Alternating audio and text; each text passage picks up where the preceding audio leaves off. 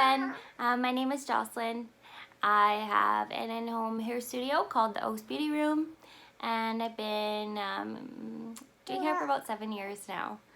I have been on mat leave for a while, and it looks like it'll be a while longer with the coronavirus, so my studio will be officially opening sometime later this year, but not currently open, obviously. So I think I will be doing a couple videos on how to take care of your hair at home, answer some questions, just use my time constructively to help you guys since I can't have you here in my chair. This is how to make the most of your hair wash routine. We're paying for a quality product normally for a shampoo and conditioner, and a lot of us are struggling financially a little bit, but we don't want to be using a lower quality product. So by using our shampoo and conditioner and product effectively, we can save money that way and still take care of our hair the way it should be taken care of. We use salon quality shampoo and conditioner for a reason. It's not watered down, so when you buy your shampoo and conditioner, the container is not mostly water with a little bit of shampoo or conditioner in it. It's quality ingredients. So the less you pay normally, the more water you're buying. It has gentler cleansing agents, so we're not trying to strip away all of our hair's or our scalp's natural oils. We want to keep it balanced. So by using a gentler cleansing agent, we're saving our scalp, our skin, and it's pH balanced. When you buy it from a salon, you know that it's salon quality. So they're doing the testing and using the ingredients to keep it pH balanced for your skin. And I mean, honestly, you're showering when you're washing your hair normally, and that is running down your body. So even like dry skin, and if you don't have a pH balanced product going on your scalp and that's running down your back or down your arms or whatever, like that's not really great when we live in such a dry climate. So we're paying for quality ingredients, and when you buy it from a salon, you know that it's fresh. You know that those ingredients haven't been sitting in that bottle for who knows how long. You know that it came fresh from the salon, from their distributor, straight from the factory. It hasn't been sitting in a warehouse somewhere. Okay, so when we shampoo, you want to be using a shampoo that your hairstylist has prescribed to you. So your hairstylist knows your hair the best. They have knowledge on what type of hair you have, what your biggest needs are. If they're a good hairstylist, hopefully they're talking to you about what you're struggling with, and they know what ingredients you need to help fix those problems. So you want to be using something that a hairstylist who's worked with your hair has prescribed to you. So that's why we just don't, I mean, you can run into any salon in the mall and grab what you need, but if you're buying it from your stylist, not only are you supporting your stylist, but you know that it's for your hair type. You don't have to guess. You don't have to buy a billion different things to know that it's gonna work for you. You most likely are getting something that's working for you. So when we shampoo, we do 2 shampoos. The first shampoo is to get rid of dirt and product residue. Like if you're putting product in your hair every day, it's really important that you're washing away that product. Or if you have a dirty job or a smelly job or whatever, like we want to remove the dirt particles. The second shampoo is for cleansing the remaining buildup and for cleansing the oils off your scalp. Like we want to like wash your scalp. So do your first shampoo, rinse it out. You don't even have to rinse it out all the way, just like most of the way. Get a little bit of shampoo the next time. You only want a small amount. If you're using a quality product, you don't need a lot. So the first shampoo, you're just using a little bit to wash away the dirt. Rinse it, add a little bit more water, do your second shampoo, and really work through. Like I pretend that I'm getting my hair washed at the salon, is how I try to think of how well I want to wash. I want to wash up in here where everything's kind of collecting, up in here where the oils are building up, and then you don't want to forget behind your ears either. That's actually where a lot of our dry scalp problems start too, is right there. So you want to make sure you're working there. Shampoo opens up the hair cuticle. So it opens up those like little scales on the cuticle lifts them up and it cleanses everything in there. You do not need to do a second shampoo if you're washing every 24 hours or less. So if you're not getting dirty, I mean, like if you're working in a barn, you might want to do 2 shampoos because of the smell. But like if you're a nurse and you just like need to wash your hair because you want to get all that off of you after your shift, and you're working a couple shifts in a row, like you don't need a second shampoo. I mean, yeah, I know some of you just really like to shampoo your hair, feel clean, great. So just you don't need a second one. You're really just essentially washing whatever's sitting on the surface of your hair cuticle off. So 1 shampoo is good enough for that. Then you're conditioning. So we condition to restore moisture and nutrients to the hair and to seal up that hair cuticle, to flatten those scales back down, seal it all up, and pH balance everything.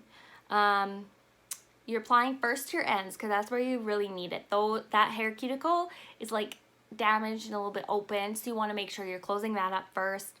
And then you want to work it actually through your scalp and the mids of your hair. Like a lot of stylists will tell you, I mean, if you have an oily scalp, keep it off the scalp.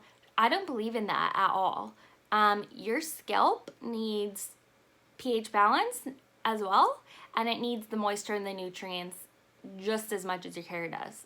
Like scalp health is number 1 to healthy hair. So you definitely want to be working that conditioner on your scalp too. The most important thing for that is just that you're rinsing it off afterwards, but get through your ends, then mid, work up, and then work it into your scalp. And again, pretend that you're getting your hair washed at the salon. Give yourself a scalp massage.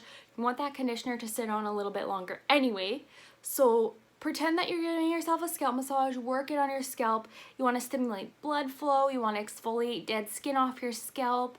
A lot of us in this climate have dry skin, which I will address in the question and answer video. Dandruff and dry scalp, the difference between the two and how we can kind of avoid that. In Saskatchewan, it's almost impossible. We have one of the worst climates in all of Canada for dryness. We are desert climate, technically. So we want to make sure that we are getting to our scalp.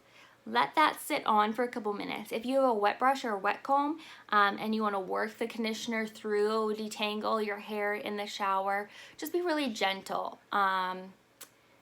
Work that through, let it sit for a couple minutes.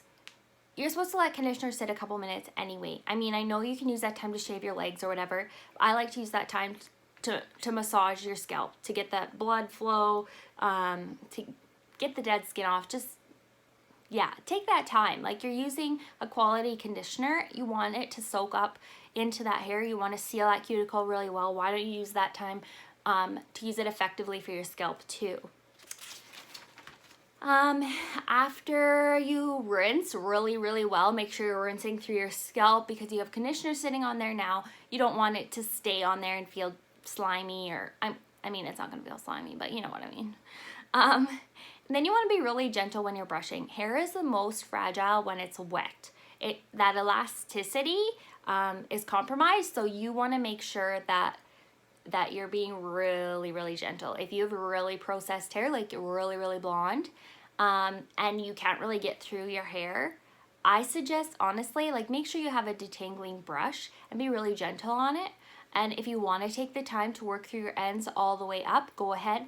But honestly, like it might just be better for you to dry your hair a little bit and then work through it. For sure, use a detangling product and a leave-in conditioner. Those are must-haves. If your hair's not tangly, at least be using the leave-in conditioner. That's protecting your hair between washes.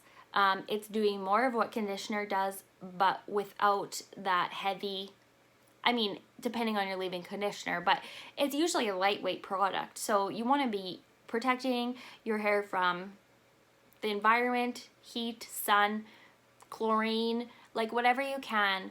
That leave-in conditioner is really going to benefit you. So you want to make sure you're using that every single time you wash. It doesn't matter what you're doing with it. If you're just putting it up in a ponytail, I don't care. The leave-in conditioner is going to protect from the breakage of your ponytail even. So put that in. if you want to get farther between washes, so you're doing your 2 shampoos, that's really definitely going to make a difference. That second shampoo is really going to clean your scalp. It's removing oils. If you're using a quality product, you're not removing too many oils, so your scalp is still in a healthy state. So then you want to kind of push your next wash a little bit, as far as you can, really. Like, most of us don't want to wash our hair any more than necessary. So the best way I find to prevent that is to blow dry your roots a little bit. I mean, they say heat is bad, and it is. I mean, it is damaging, but if you just blow dry your roots a little bit, you're getting that lift of your hair off your scalp, and that makes it harder for the oils on the hair to travel down that hair shaft. So if it's off the scalp a little bit, lifted, that oil has a harder time coming down, and then it stays on the scalp, which keeps the scalp balanced, but then also you don't have greasy hair. So I like to just blow dry my roots and then let the rest of it air dry. The easiest, most simple way to do that is to just flip your head upside down, blow dry. That way when it sits back down, it has that little bit of lift, it's away from the scalp. The most effective way is to use a round brush. So if you have one, or even a paddle brush, and you just want to like lift your hair in the opposite direction, so like this goes this way, I'm lifting it and pushing it this way and blow drying it that way, and then letting it come sit back down. Don't blow dry up against the hair cuticle, that'll just give you frizz, but like lift it up and then blow dry this way. Okay, what else? Dry shampoo, use that in between. It absorbs oils, it absorbs scent, and it helps prolong until your next wash. You're just gonna feel a little bit better. It looks less oily, less greasy. Yeah, and it's preventative. So you're definitely able to put that in when you're blow drying. If you know that you're gonna get really oily hair in the next couple days, put that in right after you blow dry, that dry shampoo. The only thing is, it is definitely gonna, like, in the long run, weigh your hair down a little bit more. So I avoid putting it in until I need it. But some people like to prevent that oil buildup because the dry shampoo is going to absorb the oil that's created. So it's kind of up to you what you want to do. But then for sure, if you're using a dry shampoo, you definitely want to do your 2 shampoos when you're washing. So basically, why oil is created, or like our hair gets greasy faster, is our sebaceous glands on our scalp, same as on our skin. If they feel like the oils are stripped away and they're really dry, especially in our climate, they're producing more oil because they're panicking. They're like, we need to help the scalp, we need to help the skin, they are so dry, let's produce extra. And so they're producing oils quicker, faster, more of them. If you are putting that moisture and that nourishment back on, if you're using a quality shampoo, number 1, not stripping away all of the oils, then you're using a conditioner to seal that all back up, put moisture back on the scalp, on the hair. Your sebaceous glands don't feel like they have to work as hard to do that. So the better you take care of your hair, the less your sebaceous glands feel like they have to work, the less oil is produced. If you're removing it too often, like washing your hair every single day, your sebaceous glands they're like, oh my word, we're getting cleaned away, we gotta make lots. Or if we're using like a shampoo with a harsh cleansing agent, again, you're removing way too much of that. Your body is trying to make up for that. So that's kind of why we do that. I guess that's kind of the basics of your hair wash routine. Shampoo twice, condition, let it soak in, get it onto your scalp, rinse really thoroughly. I like to have baths, and I do wash my hair in the bath, but then that's harder to rinse your hair effectively. I mean, there's all that stuff in the water. So even like if you're washing your hair in the bath, maybe think about getting up after and just showering everything off and out if you're not already. A lot of people do that with their body. Just do that with your hair. Rinse everything out really well. And then use quality products. Make sure that you're using something that's not like sitting on the hair, making it heavy. If you're just putting your hair up for the next couple of days, just make sure you're using a leave-in conditioner. Give the hair the strength it needs. Try not to use like really high ponytails, really tight ponytails. The best way to prevent breakage is just like a braid or something loose and soft. The less pull and resistance on the hair, the better. If you guys have any other questions about shampoo and condition routine, or even your blow drying routine, feel free to comment below and I can address those in the next video. Baby is sleeping really well, but she is definitely going to be waking up hungry soon, so I think I'll leave it at that today. But yeah, let me know if you guys have any more questions that I need to address, or if you're curious about like different types of shampoo and conditioner and why we use different types other than for your hair needs, or if you need a consultation personally, like if you're really struggling with a type of shampoo and conditioner, send me a message and we can talk about that, and what you might be missing, or yeah. And if you're worried about the health of your hair, I am addressing that in the question and answer video too. Yeah, it's going to be dandruff versus dry scalp, dry shampoo, 5 tips for great hair, basically the 5 top ways you can keep your hair healthy. And then we're going to talk about a little bit about gray coverage in quarantine, haircuts in quarantine, and keeping your blonde not brassy. Any other questions, leave them. I'll try to address them. Thanks for watching. Bye.